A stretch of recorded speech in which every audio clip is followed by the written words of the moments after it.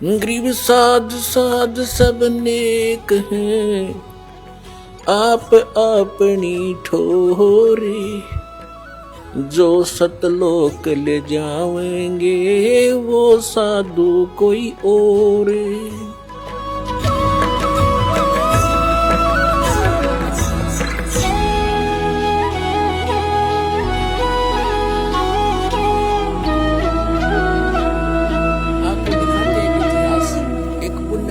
उसके ऊपर कितनी आपदाएं आई,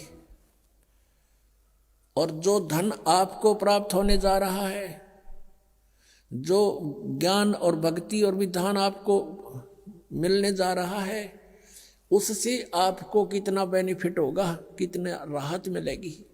अब परमात्मा कहते हैं धर्मदास तो ये लाख दुहाई, और ये सार शब्द की दबार ना जाई। आज तक जो परमात्मा ने इस तत्व ज्ञान को और इस तत्व नाम को, सार नाम को, असली मंत्र को छुपा के रखा हुआ था, क्योंकि सतयुग त्रेता द्वापर में ये प्राणी दुखी नहीं होता, और पिछले पुण्य कर्म इसके घड़े साथ होते हैं, जिस कारण से कोई भी कुछ भी साधना भक्ति कर रहा होता है उसमें भी वो सुखी रहता है। वो ये सोचता है मुझे इस साधना से ये सुख प्राप्त है। इस कारण से सतयुग त्रेता द्वापर में परमात्मा ने काल को छूट दे दी थी। इसने प्रार्थना की करके मांगा था और कह दिया था ठीक है भाई, 3 युगों में हम नहीं ले जाएंगे प्राणी, और चौथे युग कलयुग में हम ले जाएंगे। तो कलयुग से पहले का कोई इतिहास दिखा दो, कोई मुसलमान न्यारा बना हो, या ईसाई अलग बना हो, या कोई जैनी अलग बना हो। हम वेदों अनुसार साधना करते रहे, एक ही हमारा इतिहास था। वर्ण केवल कर्म आधार से थे। अब कलयुग में देख ले हमारे अंदर कितनी इसने फूट डाल दी। कोई हिंदू बनाया, कोई मुसलमान बनाया, कोई ईसाई बनाया, कोई सिख बनाया, कोई कुछ बना दिए, हमें अलग अलग पाट दिया।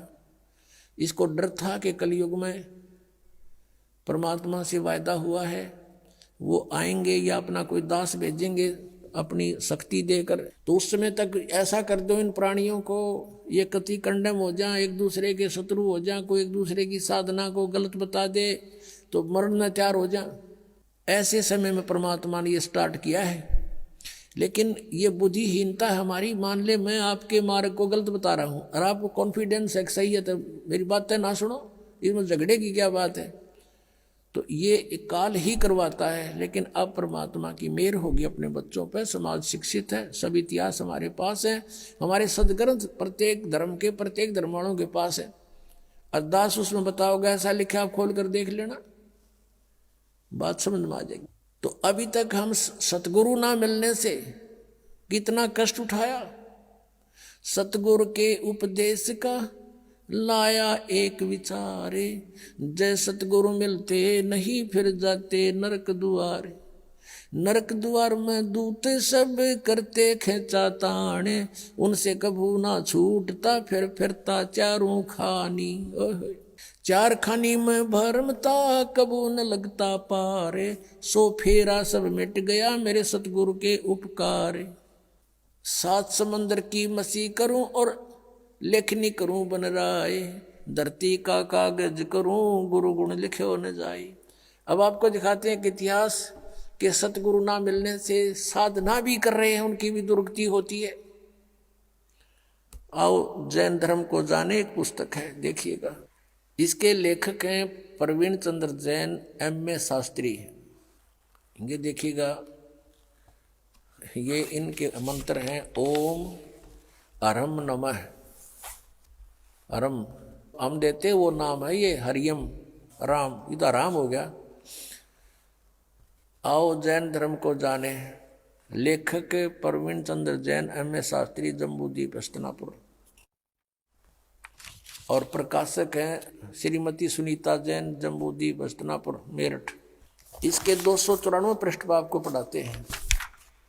आओ जैन धर्म को जाने, ये तो है पुस्तक का नाम, विशेष प्रकरण, और 293 पृष्ठ पे प्रश्न है श्री महावीर भगवान के अन्य कौन कौन से नाम हैं। उत्तर है 5 अन्य नाम हैं, वीर, अतिवीर, सम्मति, महावीर और वर्धमान, वर्धमान। 294 पे लिखा है, श्री महावीर भगवान के जीवन का कथन कहाँ से प्रारंभ होता है? उत्तर है पुरुरवा नामक भील की पर्याय से। पुरुरवा नामक भील कौन था? उसने क्या किया? पुष्कलावती देश की पुंडरीकिणी नगरी में वह भीलों का राजा था। उसने सागरसेन मुनिराज से मधमास मधु का त्याग व्रत लिया था, जिसे जीवन पर्यंत पालन किया। महावीर भगवान का जीव पूर्वा भील की पर्याय से यानी जीवन से निकलकर कहाँ गया? पहले 100 धर्म स्वर्ग में एक सागर की आयु वाला देव हुआ। पहले स्वर्ग के बाद महावीर भगवान का जीव कहाँ गया? भरत चक्रवर्ती की रानी अनंतमती से मारीची नामक ज्येष्ठ पुत्र हुआ। अब ये भरत किसका पुत्र था ये दिखाते हैं। मारीची भरत का पुत्र हुआ। अब और दिखाते हैं, ये पुस्तक दिखाते हैं आपको, जैन संस्कृति कोश, जैन इतिहास संस्कृति एवं कला एवं पुरातत्व, भागचंद्र जैन भास्कर। जैन संस्कृति कोश, जैन इतिहास, ये एक पुस्तक है, प्रथम खंड, लेखक हैं प्रोफेसर भागचंद्र जैन भास्कर। और ये कहाँ से छपा है? जैन संस्कृति कोश, जैन इतिहास, ये वही है। लेखक हैं प्रोफेसर भागचंद्र जैन भास्कर। प्रकाशक ये दो हैं, इधर भी, ये देख लो तुम, ये आपके सामने है। और ये कहाँ से प्राप्ति स्थान है? ये यहाँ से इनका। अब आपको इसके 175 पृष्ठ पर ले चलते हैं। ये 175 पृष्ठ है। ऋषभ देव के पौत्र ऋषभ देव जी को जैन धर्म का प्रवर्तक माना जाता है। प्रथम तीर्थंकर है ये ऋषभ देव। इनके पोते हैं वो मारीची, जिनकी अब कथा सुनाऊंगा, और भरत के पुत्र हैं। इसको पुराण में वैदिक धर्म का प्रवर्तक माना गया है। ये मारीची वैदिक धर्म का प्रवर्तक है, जिसको वैदिक धर्म का गाटा जोड़ रहे हैं ना, ये उसका प्रवर्तक है ये मारीची। और इसके साथ के बीती ये दिखाता हूँ। यही मारीची जैन परंपरा में आगे चलकर महावीर वर्धमान बना। अब देखो आगे, अब 176 पृष्ठ पे, अब नीचे देखो, जैन धर्म का विकास इतिहास। यहाँ है तीर्थंकर ऋषभ देव की जीवन घटनाएं। तीर्थंकर ऋषभ देव अंतिम कुलकर नाभिराज के पुत्र थे। उनकी माता मरु देवी थी। वे इक्ष्वाकु वंशी नाभिराज अयोध्या के इस एक लोकप्रिय राजा थे। तरुण होने पर नाभिराज ने ऋषभ देव का विवाह सुनंदा और सुमंगला से कर दिया। सुनंदा ने तेजस्वी पुत्र बाहुबली और पुत्री सुंदरी को जन्म दिया, और सुमंगला ने भरत सहित एक भरत और 99 पुत्र और एक पुत्री ब्राह्मी पुत्री को जन्म दिया। समय आने पर ऋषभ देव ने भरत को अयोध्या का, बाहुबली को तक्षशिला का और शेष युवराजों को उनके योग्यता अनुसार राज्य सौंपकर संसार त्याग दिया और दीक्षा लेकर साधना में लीन हो गए। साधना काल में पाणिपात्री ऋषभ देव 1 वर्ष तक निराहार रहे, कुछ नहीं खाए 1 वर्ष तक। बाद में बाहुबली के पौत्र श्रेयांश कुमार ने इक्ष्वाकु देकर उनकी निराहार वृत्ति को तोड़ा। लगातार 1000 वर्ष तक तपस्या करने वाले मुनि ऋषभ देव ने अंत में केवल ज्ञान प्राप्त किया। धर्म देशना प्रारंभ की। धर्म देशना माने दीक्षा देने लग गया गुरु बड़ी का पे। प्रथम धर्म देशना भरत के पुत्र मारीची को दी। जिस मारीची का भी इतिहास दिखाऊंगा, आओ जैन धर्म को जाने। उसमें इस मारीची को ऋषभ देव ने पहला शिष्य बनाया था, जो इसका पोता था, भरत का पुत्र था। ऋषभ देव का पौत्र यानी पोता भरत के पुत्र मारीची को पहली धर्म देशना, प्रथम धर्म देशना भरत के पुत्र मारीची को दी, यानी पहला चेला बनाया उसने। और जो बाद में 24 में तीर्थकर महावीर बने, बस यहाँ से इतना ही लेना था। पुण्यात्माओं, आपका सौभाग्य और इन महापुरुषों का दुर्भाग्य अब तोला जा रहा है। इन्होंने कितनी मेहनत की, कितने हजारों वर्षों तक तपस्याएं की, लेकिन इनकी वे ऑफ वर्शिप ठीक नहीं थी। लंबी लंबी उम्र थी इनकी, बहुत लंबी लंबी आयु थी, और फिर भी दुर्गति को प्राप्त हुए, क्योंकि इनकी साधना ठीक नहीं थी। इनको तत्वदर्शी संत नहीं मिले थे। सतगुरु ना मिलने से ये हालत होती है। कहते एती उम्र बुलंद मरेगा अंतरे, क्योंकि सतगुरु लगे ना कान ना बैठे वो संतरे। वो सतगुरु मिले ना कोई संत मिले जो तत्वदर्शी संत हो। जैसे आप भक्तजन हैं, आपको ये तत्व ज्ञान हो गया, आप संत हैं। साधु वही जो सीधा चाले, बुराई छोड़ दे, भक्ति करता है, सत साधना करता है। आपसे भी कोई संपर्क में आता है तो आप भी उसको ठीक रास्ता बताते हो और कहते हो सतगुरु से नाम लो। तो कहते हैं सतगुरु में लगे ना कान ना बैठे संतरे, ना कोई नो बताने वाला मिला कि ये साधना गलत है, तो ठीक साधना करना चाहता चलो गुरु जी के सतगुरु के पास चलो। लेकिन सभी अपने अपने उन नकली सतगुरुओं को भी असली मानकर अन्य को वहां जोड़ रहे हैं, वो पाप के भागी हो रहे हैं। अब फिर लाते हैं आपको आओ जैन धर्म को जाने, ये पुस्तक देखिएगा, आओ जैन धर्म को जाने। इसके लेखक हैं प्रवीण चंद्र जैन, M.A. शास्त्री। और ये कहाँ से प्रकाशित है? प्रकाशक हैं श्रीमती सुनीता जैन, जम्बूद्वीप हस्तनापुर, मेरठ से, उत्तर प्रदेश। अब यहाँ आते हैं हम 294 पृष्ठ पे शुरू करते हैं इसको, आओ जैन धर्म को जाने। श्री महावीर भगवान के जीवन का कथन कहाँ से प्रारंभ होता है? यानी मारीची के जन्म से भी पहले ये ऐसे ही चल रहा था, और उससे आगे का तो पता नहीं इनको, वहां तक का इनको ज्ञान है। पुरुरवा नामक भील की पर्याय से, पुरुरवा भील कौन था, उसने क्या किया? अब पुष्कलावती देश की पुंडरीकीणी नगरी में वह भीलों का राजा था। उसने सागर सेन मुनिराज से मधमास मधु का त्याग व्रत लिया था, जिसे जीवन पर्यंत पालन किया। फिर उससे कहाँ गया? वो स्वर्ग में चला गया। फिर कहाँ आया? पहले स्वर्ग के बाद महावीर भगवान का जीव किस पर्याय को प्राप्त हुआ? भरत चक्रवर्ती की रानी अनंतमती से मारीची नामक ज्येष्ठ पुत्र हुआ। यानी ऋषभ देव का पोता मारीची और भरत का पुत्र था। और यही मारीची वैदिक धर्म का प्रवर्तक, और यही मारीची आगे चल के जैन धर्म में महावीर जैन हुआ। अब देखो, मारीची की पर्याय से महावीर भगवान का जीव किस पर्याय में गया? यानी मारीची ने प्रथम तीर्थंकर ऋषभ देव से उपदेश लिया था, उसके बाद इसकी दुर्गति हुई। आगे देखो, ब्रह्म स्वर्ग में देव हुआ, ब्रह्मलोक में, ब्रह्मलोक से ब्रह्म स्वर्ग से फिर कहाँ गया? अयोध्या नगरी में कपिल ब्राह्मण की काली स्त्री से जटिल नामक पुत्र हुआ। और फिर वहां से कहाँ गया? सौधर्म स्वर्ग में एक सागर आयु का देव हुआ। फिर स्वर्ग से कहाँ गया? इसी भरत क्षेत्र में सूतिका नामक गांव में अग्निभूत ब्राह्मण के गौतम स्त्री से अग्निशय नामक पुत्र हुआ। फिर वहां से स्वर्ग में गया। फिर कहाँ आया? भरत क्षेत्र के मंदिर नामक ग्राम में गौतम ब्राह्मण की कौश की पत्नी से अग्निमित्र नामक पुत्र हुआ। फिर वहां से कहाँ गया? महेंद्र स्वर्ग में गया, महाइंद्र के स्वर्ग में। और महेंद्र के स्वर्ग से कहाँ गया? ये 295 पे मंदिर नगर में सालकाय ब्राह्मण की पत्नी से भारद्वाज नामक पुत्र हुआ। भारद्वाज से आगे कहाँ गया? महेंद्र स्वर्ग में देव हुआ। फिर वहां से कहाँ गया? इतर निगोद में एक सागर की आयु वाला निगोदिया जीव हुआ। निगोद से निकलकर महावीर भगवान का जीव कहाँ गया?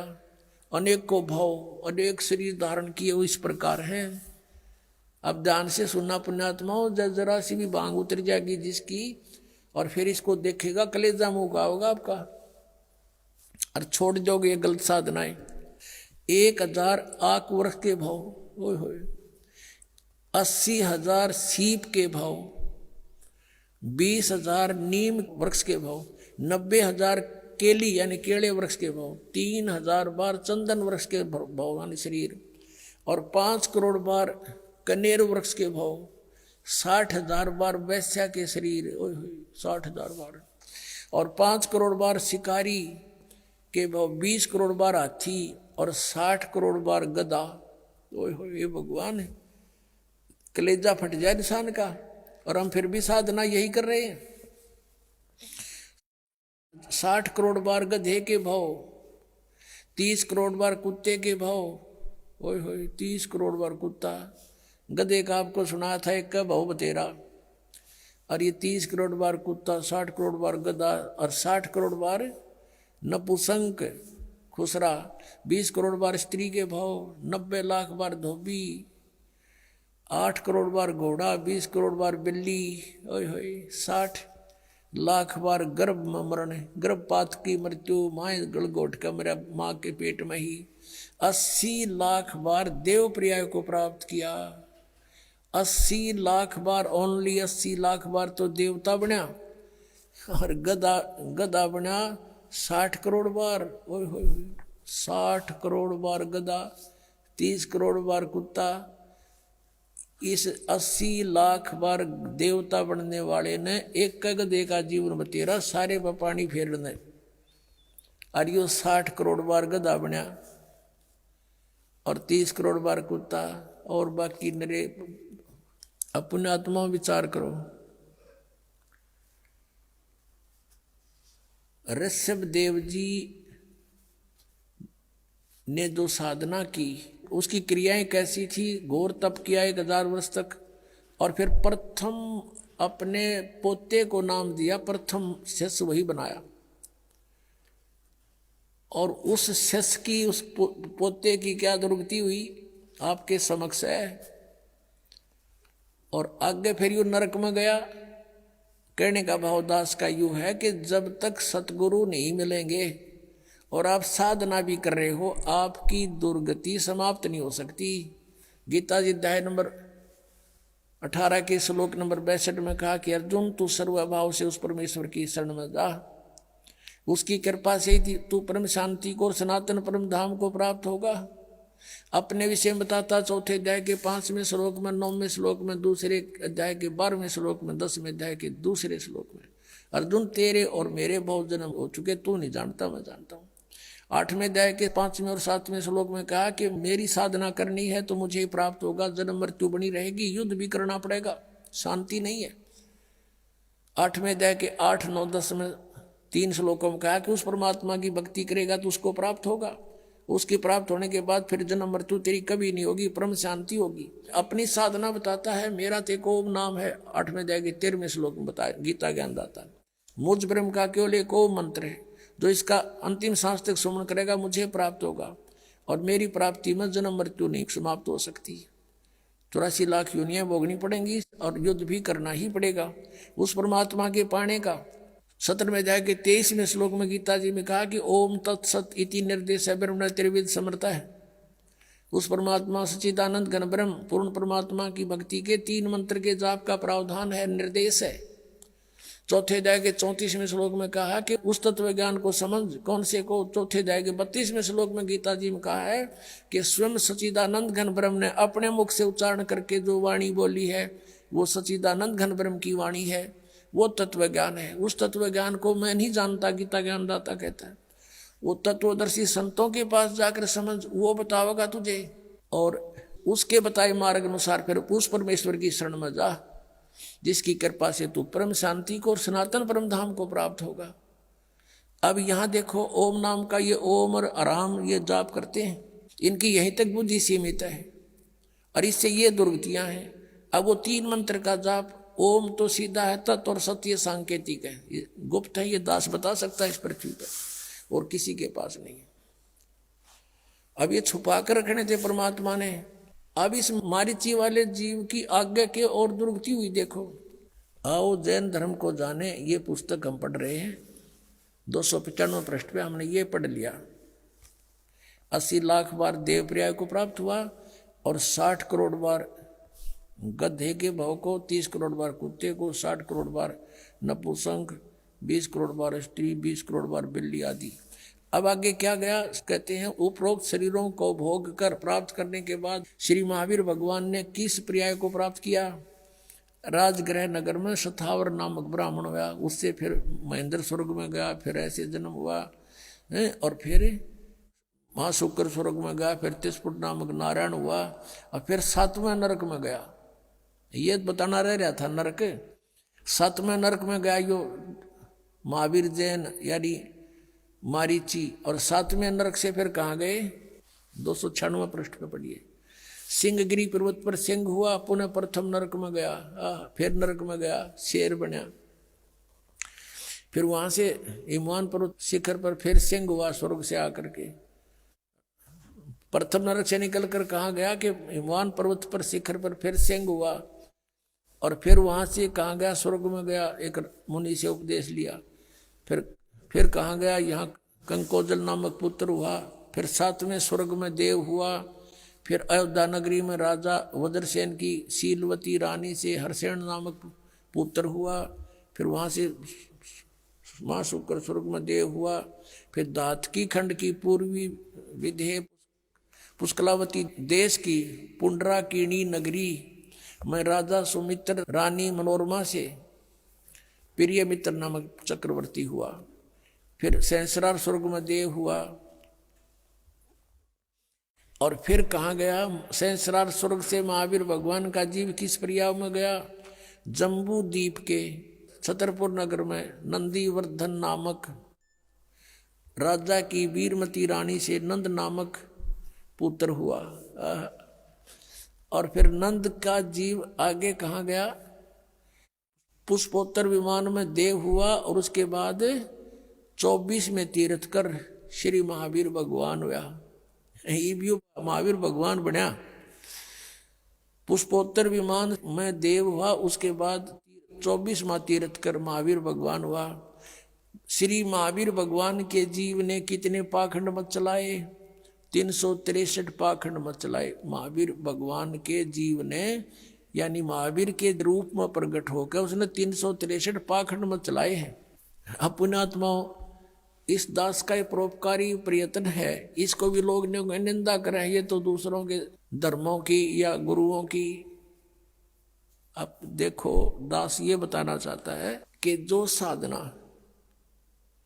प्रथम तीर्थकर जैन धर्म का करते थे, ऋषभ देव जी करता था, और उससे मारीची को उपदेश मिला, और मारीची के उस उपदेश के बाद उसकी कितने दुख हुए उसके शरीर में। 60 करोड़ बार गधा, 30 करोड़ बार कुत्ता, और तो गिनती नहीं, पशु और पेड़ों पौधों के जीव भोगे।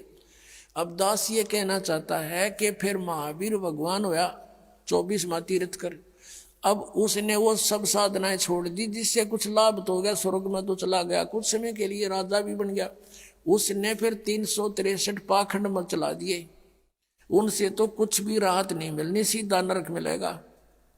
ये दास ये कहना चाहता है ये साधनाएं गलत है, और वर्तमान के जितने भी जैनी हैं वो महावीर जैन के द्वारा पाखंड मत चलाएंगे, उनके अनुसार साधना कर रहे हैं। तो दास ये कहना चाहता है वो क्रियाएं छोड़ो और सत साधनाएं करो। इतना सा दास का प्रयत्न और परमार्थी वचन है। अब इसको परमात्मा कहते समझा है तो सिर धर पाऊं और भौर नहीं रहे सदाओ। अब जैसे अब प्रसंग चल रहा था कि फिर पीछे तू पशुआ कीजिए गद्दा बैल बनाई, ये 56 भोग का मन बोरे कुरुड़ी चढ़ने जाई। ओए होए कि आज तू नहीं मान रहे हो, फिर मनुष्य जीवन छूटने के बाद या दुर्गति डेफिनेट है आपकी। इन साधनाओं से ना साधना करते उनकी भी, उनको स्वर्ग नहीं मिलेगा, गधे कुत्ते नो का नो बनेगा। इनको थोड़ा दिन स्वर्ग मिल गया फिर गधा बन गया। बताओ स्वर्ग ने के चाटे हुआ, फिर वीरान माटी, फिर दुर्गति। अब परमात्मा कहते हैं जय सतगुरु की संगत करते तेरे सकल कर्म कट जाई, अमरपुरी पर आसन होते जहां धूप ना छाई। जय सतगुरु की संगत करते यानी परम संत की, सतगुरु की अगर आपको शरण मिल जाती है सब झंझट मिट जाता। ना गधा बनना, ना हमने स्वर्ग में जाना, हमने सतलोक में चले जाते। कहते अमरपुरी पर आसन होते, आज आप अमरपुर में सतलोक में बैठे होते, जहां कोई कष्ट नहीं आप पर। आप सुन रहे थे जगत गुरु तत्वदर्शी संत रामपाल जी महाराज जी के मंगल प्रवचन। अधिक जानकारी के लिए विजिट कीजिए हमारी वेबसाइट www.jagatgururampalji.org। संत रामपाल जी महाराज जी के शुभ आशीर्वाद से पूरे विश्व भर में 500 से भी ज्यादा नाम दीक्षा केंद्र हैं, जिन पर संत रामपाल जी महाराज जी द्वारा ऑनलाइन निशुल्क नाम दीक्षा दी जा रही है। अपने नजदीकी नाम दीक्षा केंद्र का पता करने के लिए संपर्क करें 8222880541।